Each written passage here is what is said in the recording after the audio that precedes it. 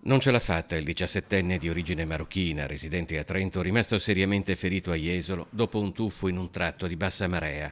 Il giovane, che aveva sbattuto violentemente la testa sul fondale, si è spento all'ospedale di Mestre dopo 4 giorni di agonia. L'impatto col fondale aveva provocato un gravissimo trauma cervicale e un arresto cardiaco. Da sindaco, ma anche da genitore, a nome della città di Jesolo, esprimo la vicinanza e il cordoglio alla famiglia del giovane ragazzo. È sempre un dispiacere quando il nome della nostra città si associa a dei momenti di tragedia.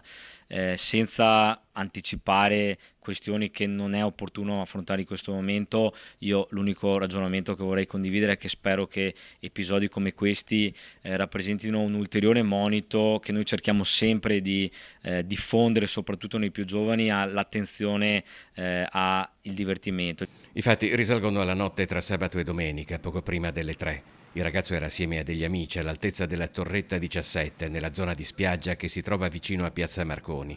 Ed erano stati proprio gli amici i primi a soccorrerlo e a chiedere aiuto quando le conseguenze del tuffo in una zona di bassa marea si erano manifestate in tutta la loro gravità.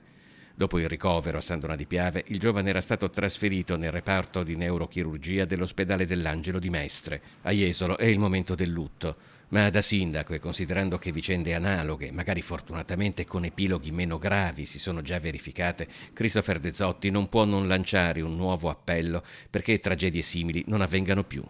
Il divertimento ci sta, però sempre nei limiti e soprattutto nel rispetto dei divieti, che in questo caso non sono un vezzo, ma sono lì per un motivo molto preciso. L'acqua è molto bassa e quindi il divieto di tuffo serve a salvaguardare le vite umane, quindi non ha nessun senso sfidare la sorte e andare incontro a un destino che alle volte può essere tragico. Quindi invitiamo tutti i ragazzi, tutti i giovani che frequentano la città a porre massima attenzione ai divieti, ai limiti che vengono imposti, ripeto, per una ragione molto precisa.